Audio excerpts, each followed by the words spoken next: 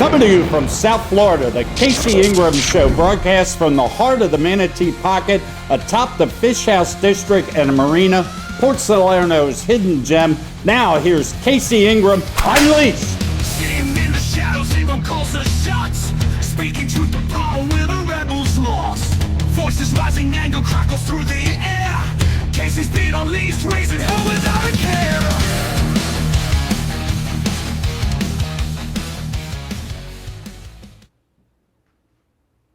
You know, there's something oddly charming about the idea of keeping chickens in your backyard. Picture it. You wake up to the gentle clucking of hens, step outside with your morning coffee, and collect fresh eggs right from your own coop. It's wholesome, it's sustainable, and let's be honest, it sounds like a little slice of rural peace in the middle of suburban chaos. But here's the real question. Should chickens be allowed in residential areas? Because while some people imagine a cozy, self-sufficient lifestyle, others picture noise, bad smells, and yes, the terrifying specter of property values plummeting faster than a chicken chasing a bug. On the pro side, let's talk about sustainability and food security. Backyard chickens are a great way for families to connect with their food sources. Fresh eggs are healthier, richer in nutrients, and free of the chemicals that sometimes sneak into the commercial production. Plus, chickens eat food scraps, reducing household waste and their droppings. Nature's own fertilizer. It's like having a mini eco-friendly farm right in your backyard. Then there's the educational aspect. Kids learn responsibility, biology, and the value of hard work when they care for animals. It's hands-on, it's real world, and it teaches lessons you can't get from a textbook or a YouTube video. But let's not ignore the clucking elephant in the room, complaints from neighbors. Chickens, despite their small size, can be loud, especially if someone sneaks in a rooster under the radar. And while chickens aren't particularly smelly when cared for properly, a poorly maintained coop can lead to some serious odor issues. No one wants their Sunday barbecue ruined by the stench of a neglected poultry. There's also the issue of predators. Chickens attract raccoons, foxes, and even coyotes in some areas. If coops aren't secure, these predators become a real neighborhood problem. And let's not forget about the potential for diseases like salmonella if proper hygiene isn't maintained. But should the actions or inactions of a few careless owners ruin it for everyone else? Cities can create reasonable regulations, limit the number of chickens, ban roosters, and enforce clean and humane living conditions, and require predator-proof enclosures. Many towns have already done this with great success, striking a balance between personal freedom and neighborhood peace. Ultimately, it comes down to respect and responsibility. If someone's willing to put in the effort, why shouldn't they be allowed to enjoy the benefits? After all, we let people own dogs, and let's be honest, most dogs are louder and more disruptive than a few hens. So should chickens be allowed in residential areas? I think so, if the rules are clear and enforced. Let's not shut down a productive, sustainable, and honestly delightful practice just because of a few bad eggs. With me today, I have Amber D'Angelo and Samantha Smith. They're loving this exciting show. Amber is a mother of 2 young children from Palm City, Florida. In 2022, she initiated the conversation of changing the ordinance to allow for backyard chickens on properties beyond just those zoned agricultural in Martin County. Her desire is to once again rally the support to allow responsible property owners to keep a small flock, while also setting an example for her kids to do the things the right way. She believes that when working to persuade leaders, always use patience and kindness and watch them change their minds right in front of you. And right to my left is Samantha Smith. She's an early career environmental scientist and research professional who has resided in Martin County for the past 7 years. Having grown up in the Jupiter area of Palm Beach County, Florida, she is a 4th-generation Floridian whose passion for the outdoors led her to pursue a career in environmental science. She possesses a bachelor's degree in environmental management from the University of Maryland and is actively pursuing a Master of Science in Environmental Sciences through the University of Florida. In 2018, she worked as a research associate for the Florida Fish and Wildlife Conservation Commission and later in 2021 as a scientist at South Florida Water Management District, where she was responsible for compliance activities, quality assurance, and control of surface water data, and assistance with special projects. She is an experienced data and natural resource management professional. Ms. Smith enjoys grassroots advocacy and community engagement efforts and is passionate about agriculture. She is currently employed as a research and product development associate for a wholesale floriculture operation, Fernleaf Flowers, and previously acted as chair of the Martin County Young Farmers and Ranchers Committee, an extension of the Martin County Farm Bureau from 2021 to 2023. Ms. Smith enjoys Actually, we already said that was one, Ms. it. Smith, but while volunteering with the Farm Bureau, Ms. Smith engaged local youth in agricultural policy and advocacy work and became heavily involved in the campaign to allow backyard chickens in Martin County. Having designed and distributed a survey to determine residents' opinions regarding the topic in an effort to assist the BOCC, our Board of County Commissioners, with making a data-driven decision on behalf of their constituents. So we're going to come right back. We're going to get into all those issues we talked about, predators. We're going to talk about the survey. And are they really noisy? All those kinds of things when we get back right after this break from my sponsors. I silence my phone. Discover the Fish House District and Marina, Port Salerno's ultimate waterfront escape. Nestled in the heart of Port Salerno and the breathtaking Manatee Pocket, the Fish House District and Marina is your go-to destination for fresh seafood, craft cocktails, and an unforgettable waterfront vibe. Drop anchor at the Pearl, the district's swanky new hotspot, serving up expertly crafted drinks and the freshest catches. Explore the district, unwind by the water, and top off your experience with a scoop or two of the best ice cream in Martin County at Captain Hook's, a local favorite known for its rich, creamy flavors that keep visitors coming back for more. Feeling adventurous? Stretch and relax with aerial yoga at the OM Shack. From laid-back days to lively nights, there's something for everyone. Come see what the buzz is all about. Visit the Fish House District and Marina at 4745 Southeast DeSoto Avenue in Port Salerno, right on the Manatee Pocket, where coastal charm meets excitement. If you love today's show, thank the experts at Impactful Media Group. And if you want your next event, project, or campaign to shine just like this, visit impactfulmedia.com. Okay, we are back, and we're going to start out here and talk a little bit about a survey that Samantha had done a couple of years ago in 2023, where you really reached out to a lot of the residents in Martin County in particular to try, first of all, it's kind of an educational survey, but secondly, it gets feedback from people to get what they know about chickens and backyard chickens, and if they're positive or not, and just tell us a little bit about questions. You handed me the survey before the show. There's a lot of questions there that were really good. Thank you. Yeah, back in 2023, I was heavily involved with the Martin County Farm Bureau, and Miss D'Angelo here was working to get the county commissioners a little bit more educated about the topic itself. And in her efforts, she was having to do a lot of door-to-door and sort of like really boots-on-the-ground type work. I was a little limited with my availability, so I couldn't do the whole, let me go door-to-door and see what everybody thinks. So I thought to myself, well, the extension services frequently, and scientists in general, frequently use surveys to gain information from the public or whoever it is that they're looking to work with, to learn things about certain topics. And so I thought to myself, I could make and design a qualitative survey to gauge interest, knowledge on the topic, support, or dissension. Right. And so I tried to put together a survey. I used JotForm. It's a free platform. You can make these things, and I chose questions that I could limit either my confirmation bias or any external biases, so that we could get good value-added data back. Right. Very good. So some of these questions, and another part of this too was making sure that the respondents were actually constituents of this area, residents in the area, business owners, whomever else. So the only requirement that I had, if you were to participate in the survey, was that you provide a zip code for where it is that you reside. And that would allow me to sort of validate the data and make sure that it was usable. Right. So this survey was maybe 20 or 30 questions. I asked respondents to take about 15 to 20 minutes to answer each of the questions.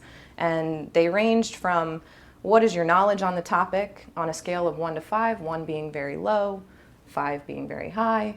Have you ever raised chickens, again, on a 1 to 5 scale? Have you taken courses to educate yourself about backyard chicken keeping? Do you support agriculture? Yes, no answers, things like that. Very qualitative, not numerical, quantitative data. and then asked again for folks to disclose their zip codes. There was a disclosure in the survey as well to protect people's privacy, that the information wouldn't be shared. And the survey ran for about 7 weeks across 5 different social media platforms or public forum groups. Okay. Over those 7 weeks, this was from June 15th to July 30th of 2023, the summertime. Over those 7 weeks, we garnered 193 responses. Of the 193 responses, only 187 were usable, meaning... Well, that's pretty good. Right. It was actually, I was surprised at, right. the turnout.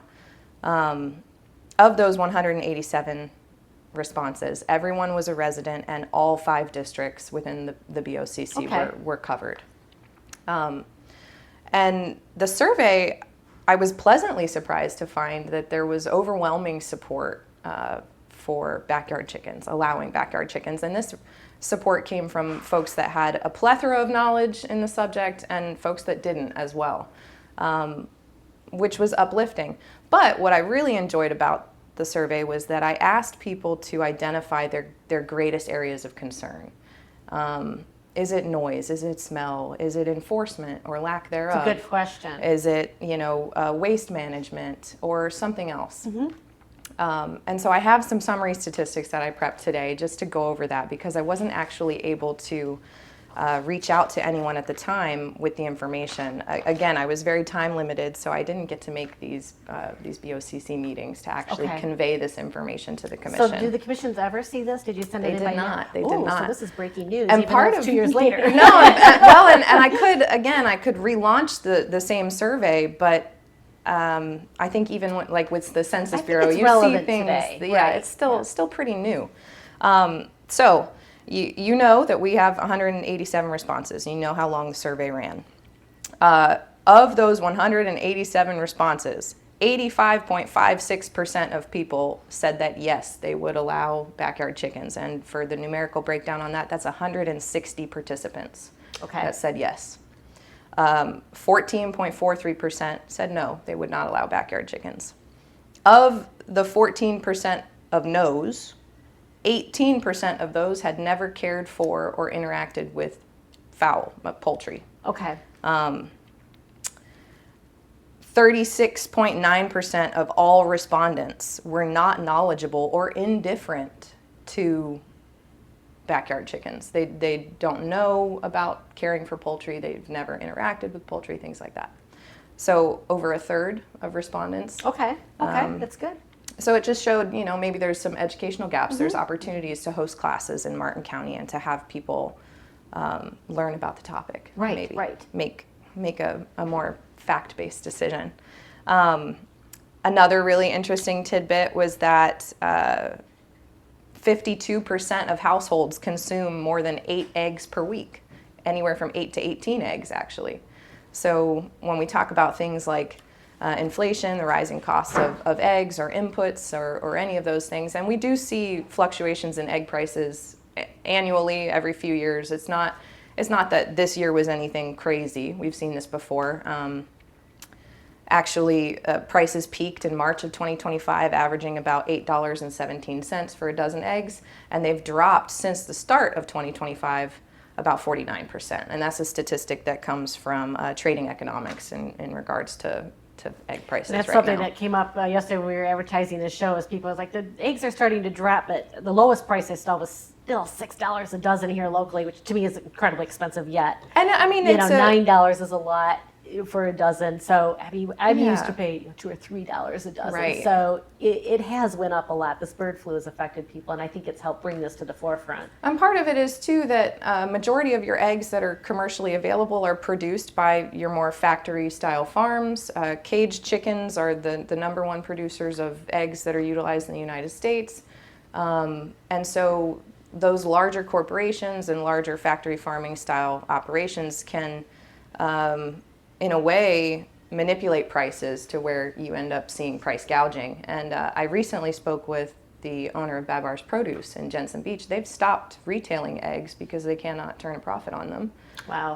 And part of that, in their opinion, is due to price gouging. So it's not necessarily that eggs are in shortage, it's that we have an increase in demand and a decrease in supply, and these folks that are the suppliers are able to then turn a profit in a way that benefits them. And that's all well and fine. That's a great business model.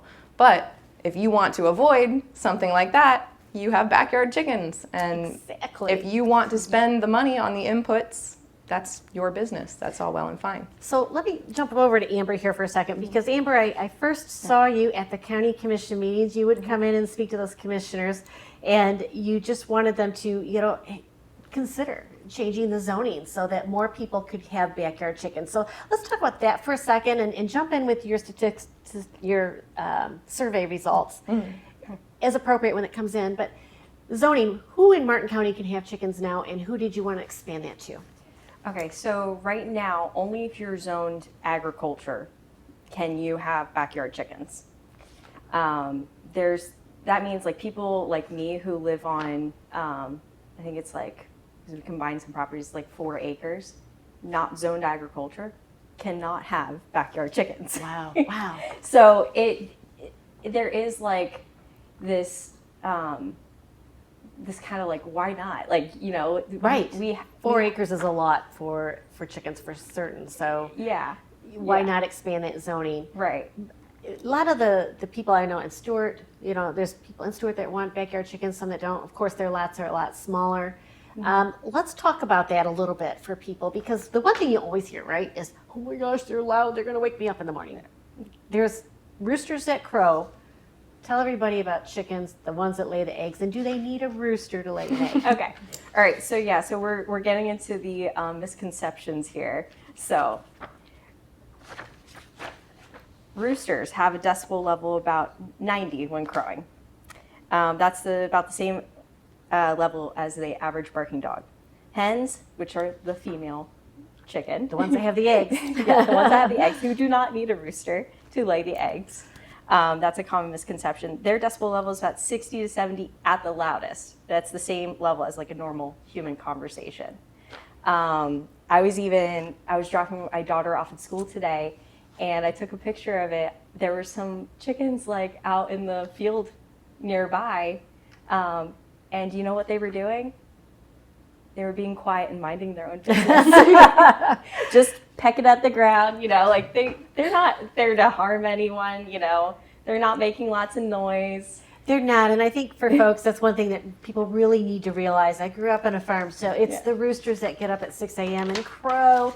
The hens do not. They're very quiet. Right. Again, you don't need a rooster to have eggs. And by the way, those eggs are not going to turn into baby chicks without a rooster. Right. Never can happen. Mm-hmm. There's a lot of misconceptions there with that. So, but then people are going to say, well, somebody's going to sneak in a rooster. How do you control that with, zoning? And that is the issue. I think people are like, okay, chickens are typically quieter than dogs. Mm-hmm. Certainly their poop's a lot smaller than dogs. Let's be truthful. But how do you control the people that might, bring in that rooster so you have the loud chicken? And also, people are concerned with when they're done with the chicken, they don't want to take care of it anymore, and they just turn it loose is another big concern. So I'll let either one of you respond to that. So off of your points, just about what you were trying to achieve with the commission, and then also the fact that you like you're saying here, you have roughly 4 acres, but because you're not zoned in an area where it's applicable, you can't actually do what you'd like to do with your own private property. Yeah. So there's a lot of things to touch on in that. But with what you're saying, so St. Lucie County has an ordinance, and that ordinance is in Chapter 7 of the Muni Code, subsection 7.10.03.d. It is an exemption for a backyard chicken one-time registration holder program. There are reasonable ways to do this, folks. You just have to be willing to compromise a little bit. Lack of enforcement was the number one concern from respondents. It was right around 18% of respondents thought that lack of enforcement would be the major issue in allowing backyard chickens in Martin County. The areas that we would suggest allowing backyard chickens would be in low density residential areas, so that's going to be your R1 through R5 zoned districts. And even those districts that have special communities or HOA communities, those entities would be able to set specific regulations for their areas within their right. But these are not properties that are necessarily zero lot line. They are low density. Okay. Not even medium density, because Martin County does have districts that are zoned medium density. So R1 through R5. Okay. And even in R1 and R2, if you have more than 2 acres currently in the Martin County Muni Code, you may keep horses. So it's very interesting to me that we don't allow backyard chickens in So you can keep spaces horses, like but not that. chickens. Correct. That's incredible. Correct. And if you want to look at your zoning, you can go to the property appraiser. You can look up the information about your property.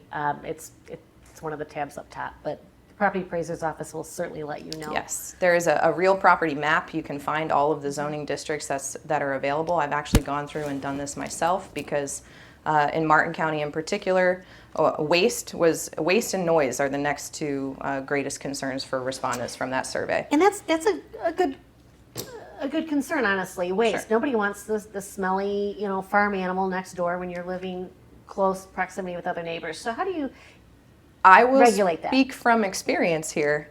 I was in Port Salerno on 2 acres that were zoned agricultural while Ms. D'Angelo was approaching the commission. It's part of why I felt so passionately about the topic, because I was firsthand experiencing it in a way. I was keeping Surama chickens. They are very, very small, and I only had hens. Again, they do not need a rooster to lay. Some hens feel better protected with roosters, so you might see an uptick in laying, but chickens are actually more receptive to light availability when it comes to laying. They need on average about 14 hours of light per day in order to lay 1 to 2 eggs a day, maybe more. So the rooster is a misconception. The lack of enforcement is where roosters might become a problem if somebody sneaks them in. But similar to that subsection in St. Lucie County's Muni Code, they address roosters in the language. They also address processing. So if you need to cull an animal, there is a processing stipulation. Another thing that they also discuss there is that a license is issued. You have to take a course. And then vaccinations are a big thing. So you talked about like salmonella. Right. A lot of people have misconceptions about things like bird flu.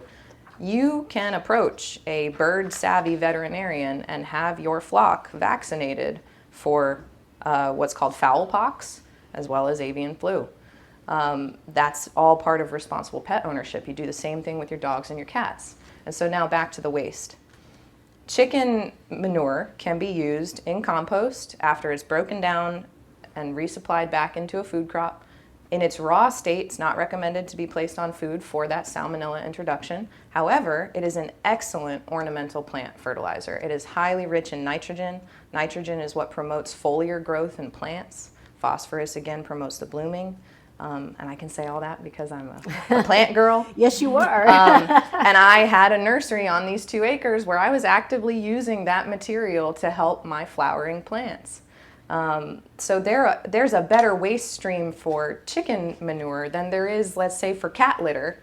If you have a cat at home, you scoop your cat litter, you throw it in a bag, it goes off to a landfill. Right. It doesn't do anything productive. It's highly rich in ammonia. It's terrible. But we don't say anything about that. And somehow we have issues over chicken feces. The smell is borderline non-existent. I had my coop, it was about an 8-foot by 10-foot secured structure. And to give you some perspective on that, most commercially kept chickens are in about a 1 cubic foot of space. But they recommend responsible chicken keepers maintain about 3 square foot of space per chicken. Not much. And folks. 8 by 10 is enough for 25 hens. I only had 4 in that space. So chickens were very well cared for.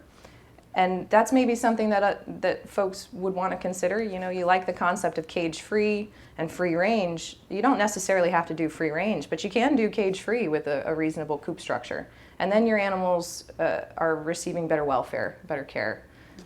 You're maybe producing more nutritious food. It's right out of your backyard. You're more connected with your food supply. You're improving your food security. You don't have to rely on a major corporation to provide you something that you use for sustenance. And that goes back into the 1940s. We had stipulations where we recommended 2 chickens per person per household during ration times. You know, and that's just the thing too, the sustainability. And Amber, you have a couple children. This is a great educational experience for them as well. You know, America used to be such a farming community, and we've really gotten away from that. And taking care of a dog is, you need to have responsibility, but chickens are really a whole nother level of responsibility for kids. And I think it's a fun way for them to learn. And you just mentioned that chickens, they can lay an egg every day. It's not like they give one egg a month or anything like that. So tell us about your experience with your kids and how you think that would help them. Yeah, in general. So if anybody's taken their child to like a zoo or a nature park or anything, you can see like how children just like light up, right? They love to be outside, they love to be around animals, they love to interact with them. Really, like, just for the child's well-being, it opens them up to be more calm and receptive to learning. Right. So I've seen that even like my daughter is going to be going to a school next year for kindergarten. We went there for a tour, and they have some bunnies, and they have goats, and they have a chicken, like, and they, you know, Right. and she just had such a blast, like, and she could not wait to go to school next year to learn and just to be outside amongst nature, like, and Right. they don't need all this, you know, other stuff. So that's what we really want to get back to. You see the movement, like, you got the sourdough moms on Facebook, and, like, you know, just like people trying to get back to their roots, and they're seeing that children need to be outside and need to be, like, you know, Well, they do. Let's get off the cell phones and the Yeah. iPads and all this kind of thing, Yeah. and get back to nature a little bit. Right. There's a lot of Explore. satisfaction in being self-sufficient too, when you can look at something and go, I produced this from start to finish. And then when, you know, kids get really excited, like you said, it's that hands-on learning aspect of it. They're really engaged. They get to feel like they are part of the process from start to finish.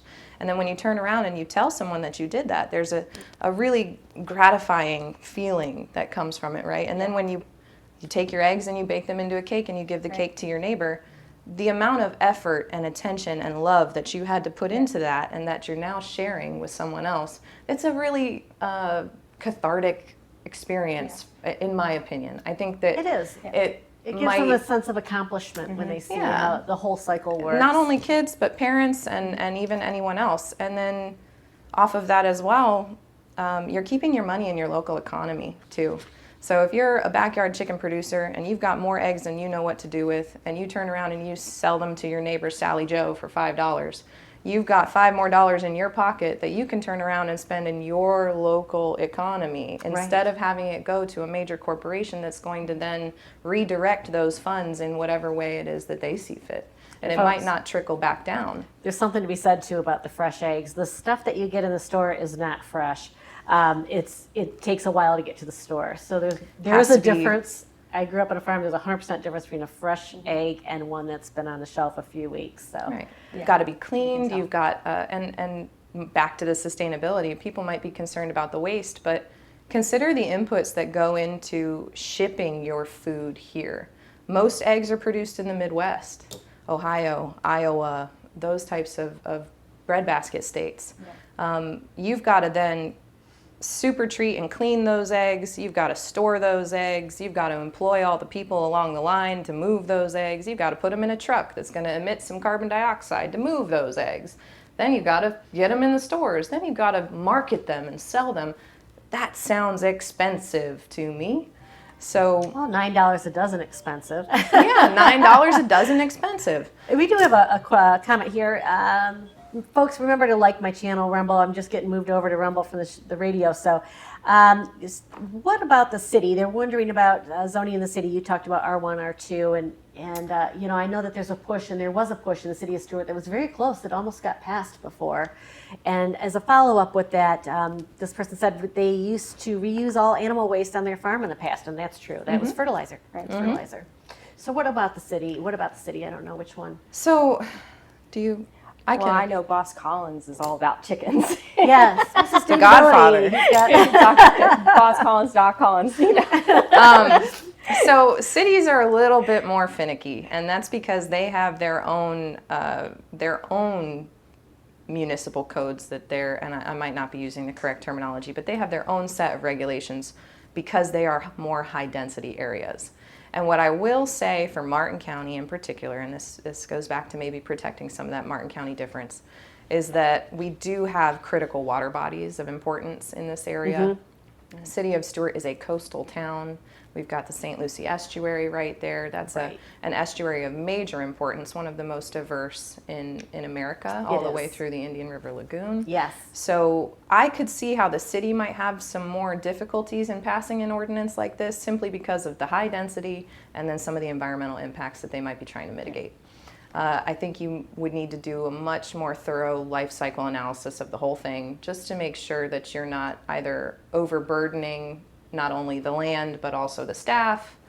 And then, yeah, it's just Again, it's it's just permitting. a little, Maybe you only allow 4 chickens per person, and you can no roosters. absolutely implement very specific language. I wouldn't want a flock of 100 chickens next door. Right. But 4, And that's so 4 eggs a day. 3. I don't know if anybody knows this either. We have an animal ordinance for Martin County. It's our, I believe it's our Chapter 9. It was reclassified, and it only talks about domesticated dogs and cats. But you need a license to have a dog, and I really wonder how many people are in violation and do not have a license for their 6-pound chihuahuas. Right. I have a 6-pound chihuahua, so that's my example. Well, and here's another thing that's brought up. How about duck eggs? And you bring up duck eggs.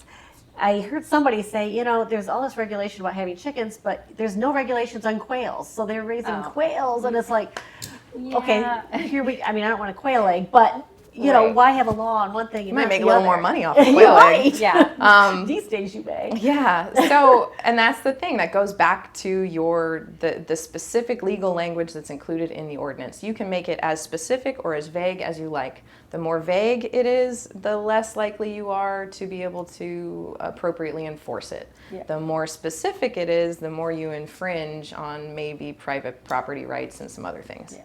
So it's really a question of, is it enforceable within the means and the resources of the local government? All right. Let's talk about that more in a little bit, because they said this is a mission for Boss Collins. It is. Very sustainable guy. But we talked about waking up in the morning, and I have my coffee every morning. This is weak coffee is for the weak. And at Rumble, weak is never part of the mission. No fillers, no fraud, and no settling for mediocrity, just like 1775 coffee. It's a single origin, small farm, hand-picked, specialty great coffee that stands for quality, free speech, and calling out BS when it matters.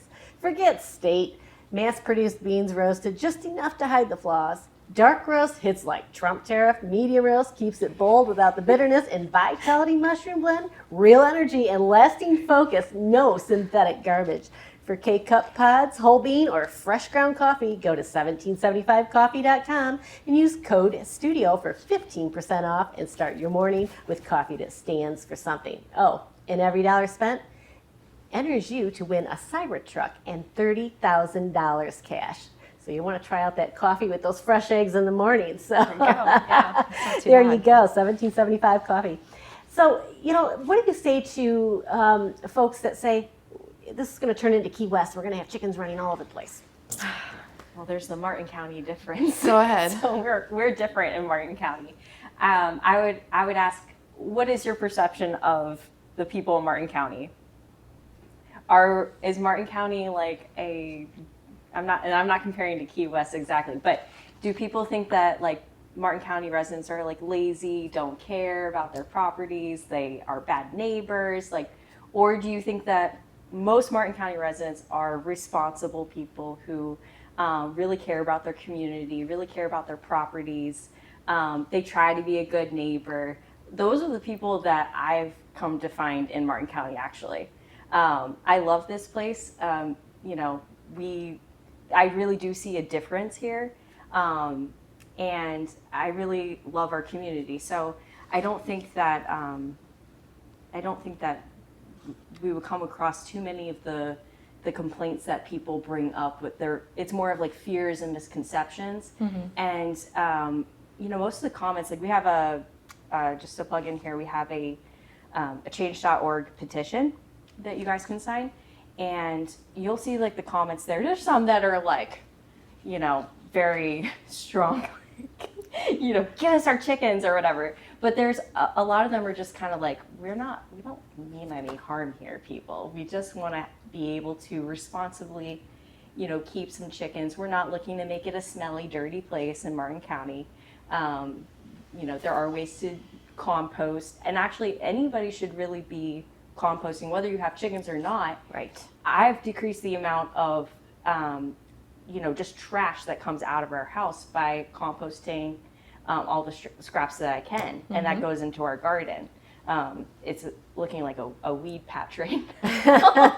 but They always grow. As a responsible resident, I'm not going to get chickens until I have, an ordinance that says I can, and I take care of, first things first, and then, get my garden in Right. order, and then I would have chickens. I'm not going to overload myself, And- like most people. And that's what you're hoping for from the commission, county, city, whoever it is. Common sense. People need to go to the commissioners, talk with them, educate them about the chickens, what it's like to raise them.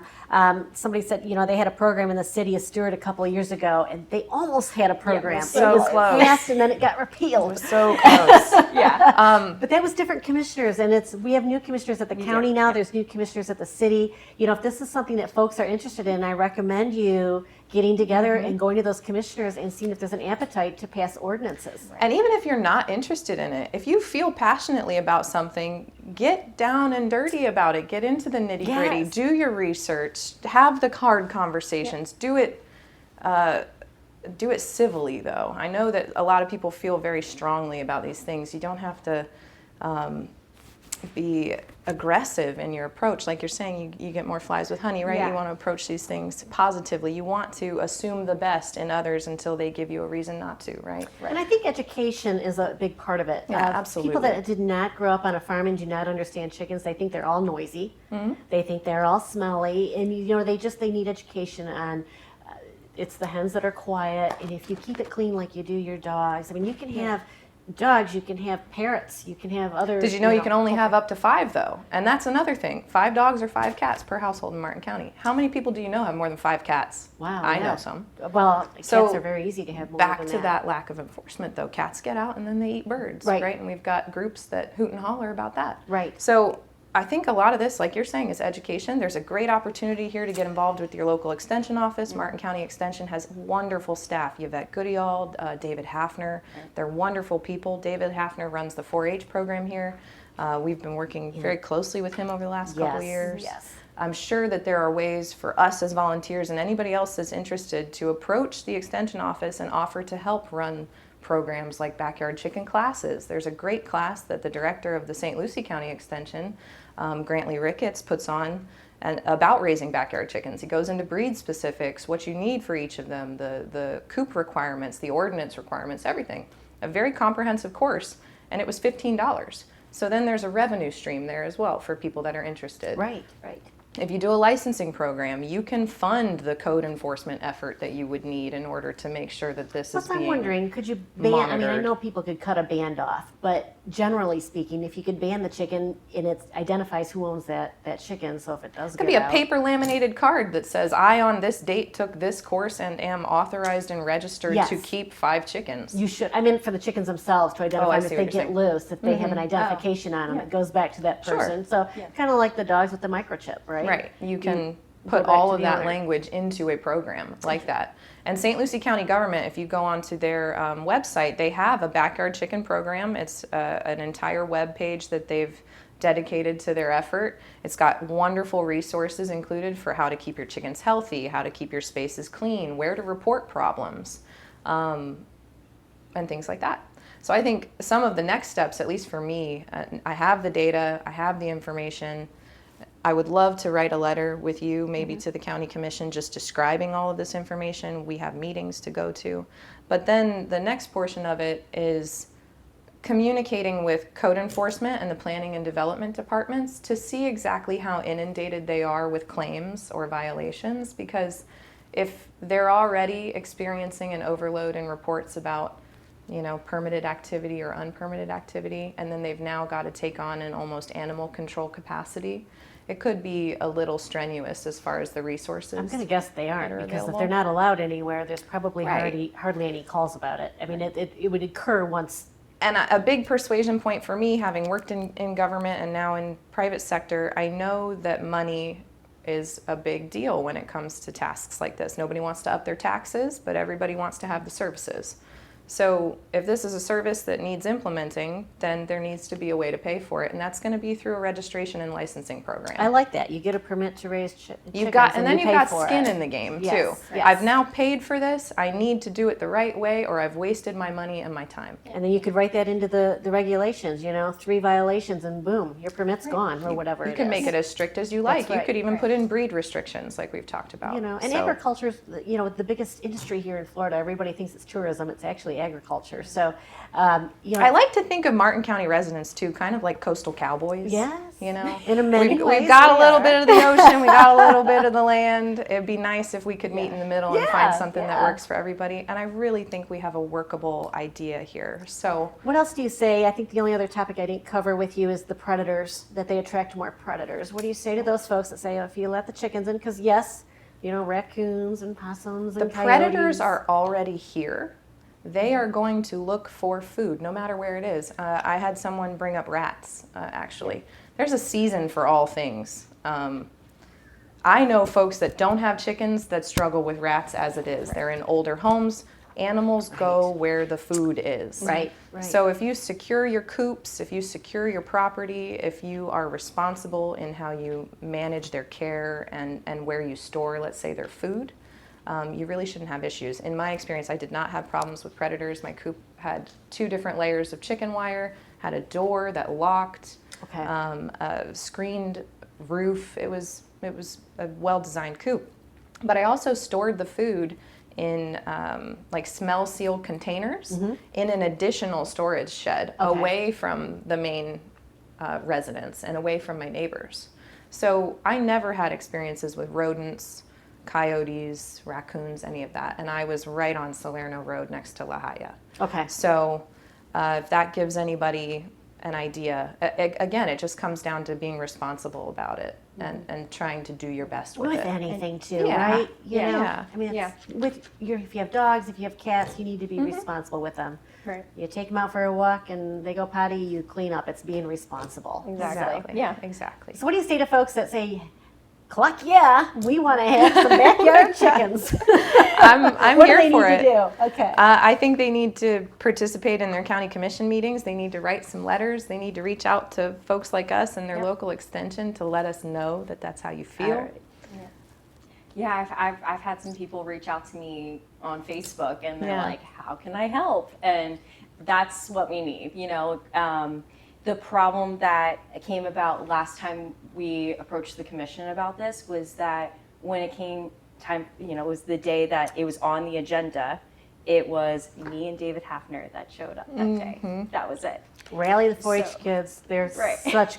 they're wonderful speakers. They're great kids and they're so responsible. They're, really, and folks, it's not just the 4-H kids. It's anybody that really wants to have backyard chickens. Absolutely. The commissioners need to hear from you. It means everything. It means everything. Samantha Smith, Amber D'Angelo, how can people reach you? You said reach out to us. You guys are leaders in this area. I really appreciate you taking that effort. It's a big effort. So how do people Okay. contact you? You can reach out to me on Facebook, Amber D'Angelo.